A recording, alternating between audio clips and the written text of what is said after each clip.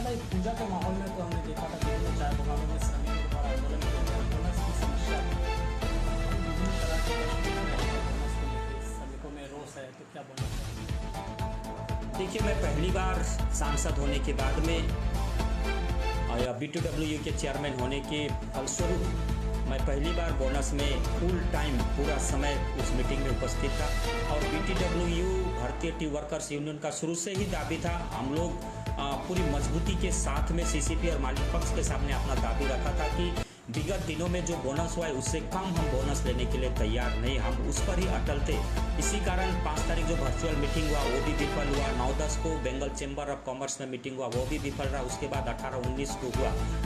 तो हमारा शुरू से ही दाबी रहा कि श्रमिकों को, क्योंकि श्रमिकों को यहाँ पर किसी भी प्रकार का जो सुविधा मिलना चाहिए था वो सुविधा चाहे श्रमिकों को नहीं मिलता है। चाहे वो काम करने के लिए औजार हो, और भी सुविधा, वो सुविधा नहीं मिल रहा था। इसलिए अपना पूरा ये जोरदार हम लोगों का दाबी था कि हम लोग 19 के नीचे मानने वाले नहीं है। लेकिन वहाँ पर 36 ट्रेड यूनियन वहाँ पर उपस्थित है। अर्थात यदि सभी ये दबाव दिए होते तो शायद कहीं ना कहीं एक अच्छा जगह में हम लोग पहुँच सकते थे। जो भी हो, फैसला हुआ। लेकिन हम आने वाला समय के लिए समस्त ट्रेड यूनियन जो चाय बागान में अपना यूनियन चलाते हैं उनसे मेरा अनुरोध रहेगा कि हम आने वाला समय में एक जोरदार दाबी रखेंगे ताकि श्रमिकों को ज़्यादा से ज़्यादा बोनस हम इस पूजा का मौसम में दे सकें। और दूसरी बात यह है कि जहाँ तक चाय बागान में मिनिमम वेज का सवाल हो, इस मिनिमम वेज का बात जब उठता है तो जब राज्य सरकार जिसका जिम्मेवारी बनता है यहाँ पर चलाने के लिए, वो जिम्मेवारी से हट करके मिनिमम वेज लागू करने की बजाय बीच बीच में श्रमिकों को भीख की तरह कभी 10 रुपया, कभी 12 रुपया, 18 रुपया देकर मिनिमम वेज पाने का जो अधिकार है उसे वंचित रख रहा है। तो हमारा दाबी रहेगा कि आने वाला समय में मिनिमम वेज यहाँ पर चाय बागान में लागू हो। जो 18 बार मिनिमम वेज का बैठक हो चुका है, जो मिनिमम वेज एडवाइजरी कमेटी, लेकिन अभी तक कोई अंतिम फैसला सरकार नहीं ले पाई है। और यहाँ पर जो जॉइंट फोरम है, चाहे कांग्रेस हो, वामपंथी हो, वो भी अभी इसको लेकर के मिनिमम वेज लेकर के आंदोलन नहीं करे। वो लोग उस जॉइंट फोरम में है, लेकिन भारतीय टी वर्कर्स यूनियन में जॉइंट फोरम में नहीं है। क्यों? उन्होंने किस डर से भारतीय टी वर्कर्स को उस जो मिनिमम वेज का जो एडवाइजरी कमेटी है उसने भारतीय टी वर्कर्स को नहीं रखा है। तो हमारा दाबी है कि हमें भी उस जगह में रखा जाए ताकि हम भी श्रमिकों के लिए जो मिनिमम वेज का जो दाबी है हम उसको अपनी तरफ से वहाँ पर पेश कर सके। लेकिन दुख के साथ कहना पड़ता है कि हमें उस जगह में नहीं दिया गया है। और दूसरी बात यह है कि जो डबली पैसा ELP एक्स्ट्रा लीव प्राइस है, ये 2009 साल में चुकती हुआ तो जो 3 रुपया मिल रहा है, आज 15 साल चले जाने के बाद में भी यह नहीं बढ़ा है। इस पर भी हम लोग आने वाला समय में अपना दाबी और अपना आंदोलन रखेंगे।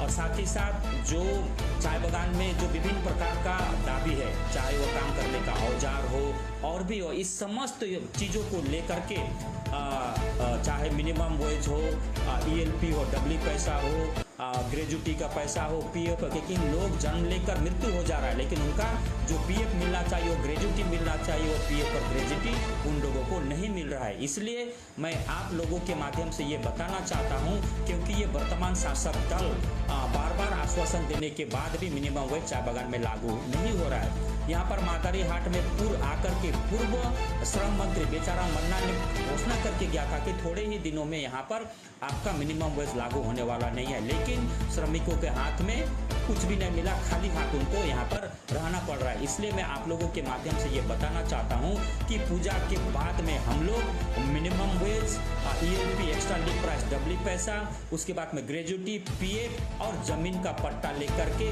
पूजा के बाद में भारतीय टी वर्कर्स यूनियन एक बड़ा आंदोलन में उतरेगी। क्योंकि यह जो राज्य सरकार है, यह राज्य सरकार चाय बागान को अनदेखा कर रहा है। इस अनदेखा के विरोध में भारतीय जनता पार्टी, क्योंकि बहुत सारे चाय बागान भी अभी बंद है, राज्य सरकार की ओर से ना ही कोई सहयोग और ना ही कोई खोलने का पहल है।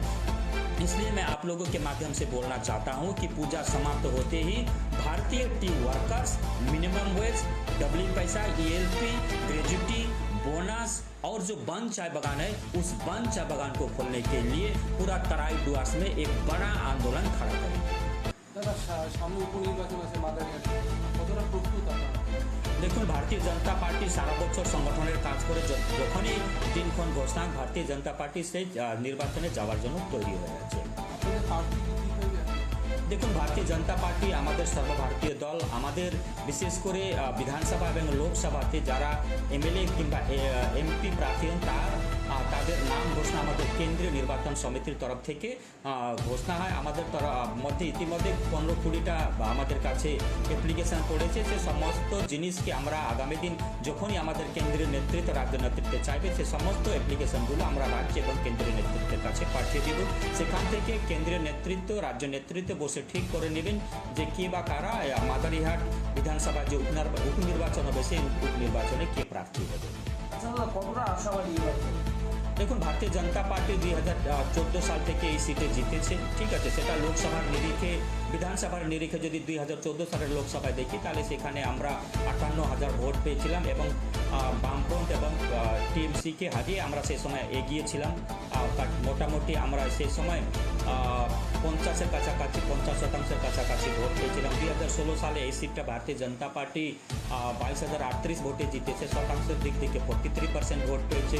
2019 সালে যদি আমরা লোকসভার ভোট বিধানসভার নিরিখে দেখি তাহলে আমরা কিন্তু এখানে সবচেয়ে বেশি 93,000 ভোট পেয়েছি এবং 58.86% ভোট পেয়েছি আমরা। 2021 সালে যদি আমরা দেখি তাহলে সে সময় কিন্তু আমরা 54% ভোট পেয়েছি এবং 29,985 ভোট পেয়েছি। 2024 সালে দেখি তাহলে আমাদের তুলনামূলকভাবে হয়তো শতাংশের দিক থেকে ভোট আমরা কম পেয়েছি এবং সংখ্যাও কম হয়েছে আমাদের, কিন্তু আমরা এই বিধানসভায় এগিয়ে আছি। তাহলে পরপর যদি আপনারা নির্বাচন দেখেন লোকসভা বিধানসভা, তাহলে সেই পরপর লোকসভা এবং বিধানসভা নির্বাচনে মাদারিহাট বিধানসভায় গড়ে আমরা 45 থেকে 50% ভোট পেয়েছি। তো সেটাকে যদি আমরা দেখি তাহলে নিশ্চিতভাবে আগামী দিন যখনই দিনক্ষণ ঘোষণা হোক না কেন আমরা মাদারিহাট বিধানসভা সিটটা একটা বড় ব্যবধানে জিতবো, এটা নিয়ে আমরা আশাবাদী আছি।